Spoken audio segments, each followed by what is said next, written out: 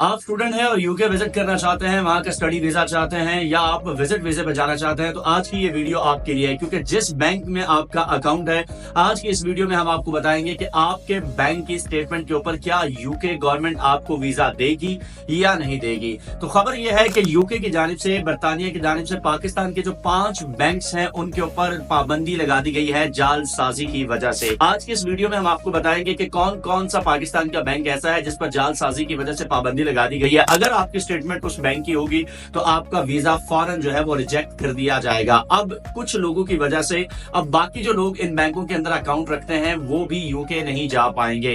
तो अगर आप इस चैनल को हमारे को सब्सक्राइब नहीं किया, फॉलो नहीं किया तो कर लीजिए ताकि आपको इस तरह की वीडियो जो है वो मिलती रहे। तो सबसे पहले बात कर लेते हैं, पाकिस्तान के 5 ऐसे बैंक हैं कि जिन्होंने जालसाजी की बिना पर यूके गवर्नमेंट की वजह से यूके गवर्नमेंट ने उनको बैन कर दिया। और उसकी वजह क्या है कि यूके गवर्नमेंट का ये कहना है कि 100 के करीब जो है वो fake bank statement in banks की जानिब से जो है वो बनाई गई है और स्टूडेंट को जो है वो यहाँ पर भेजा गया है, लोगों को विजिट वीजे पे यहाँ भेजा गया है। लेकिन जब वो यहाँ पर आए तो हकीकत में उनके पास उनके बैंक अकाउंट में कोई भी पैसे जो है वो मौजूद नहीं थे। तो सबसे पहले इस फहरिस्त के अंदर जो बैंक आता है, ये आप देख रहे हैं इस वक्त, ये अक्स भी आपको नजर आ रहा है स्टेटमेंट का जो कि यूके गवर्नमेंट की जानिब से इशू किया गया है। इसमें सबसे पहला नंबर आता है यूबीएल का, यूनाइटेड बैंक लिमिटेड का, जो 100 के करीब जो है वो उनको बैंक स्टेटमेंट जो कि फ्रॉड दी गई है उनमें सबसे पहला नंबर आता है यूबीएल बैंक का।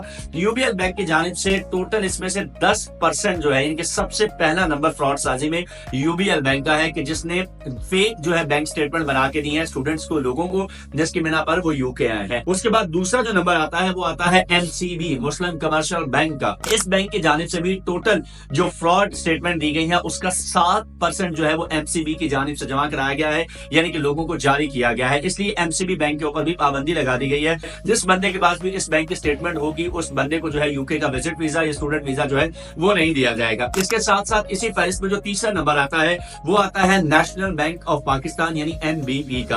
अगर इस बैंक में भी आपका अकाउंट है, इसकी स्टेटमेंट भी आपको जो है वो फौरन रिजेक्ट कर दी जाएगी। और ये टोटल जो स्टेटमेंट जमा करवाई गई है फेक स्टेटमेंट, उसका तकरीबन 5% जो स्टेटमेंट है गलत, वो नेशनल बैंक ने जमा करवाई है। चौथे नंबर पर मौजूद है फैसल बैंक, 5वें नंबर पर मौजूद है अलाइड बैंक। दोनों बैंक की जानिब से टोटल जो परसेंटेज आती है वो 4% है, यानी कि जो फेक स्टेटमेंट जमा करवाई गई है दोनों बैंकों की जानिब से वो 4% टोटल जो आपकी स्टेटमेंट है उसका 4% फ्रॉड इन्होंने जो है वो जमा करवाया है। 4% आपके जो है फैसल बैंक थे और 4% जो है वो अलाइड बैंक की जानिब से। तो ये वो 5 बैंक है कि जिनको यूके गवर्नमेंट की जानिब से जो है वो जालसाज करार देकर इनकी स्टेटमेंट्स के ऊपर पाबंदी लगा दी गई है। किसी भी स्टूडेंट के पास अगर ये वीजे की जब वो जमा करवा रहा है, अपनी स्टेटमेंट जमा करवा रहा है वीजे के लिए, स्टूडेंट वीजे के लिए, तो उसको फौरन रिजेक्ट कर दिया जाएगा। इसलिए अगर आप यूके विजिट करना चाह रहे हैं या यूके के स्टूडेंट वीजा लेना चाह रहे हैं तो इन 5 बैंकों के अलावा अपना अकाउंट किसी और बैंक में खुलवाइए और वहां उसकी स्टेटमेंट को एटलीस्ट जो है वो 6 महीने तक मेंटेन रखिए, तभी आपको यूके का विजिट वीजा जो है या स्टूडेंट वीजा जो है वो आसानी से मिल सकेगा। तो ऐसे ही मजीद वीडियोस के लिए आप हमारे साथ रहिए और हमारे चैनल को फॉलो और लाइक करना या सब्सक्राइब करना मत भूलिए।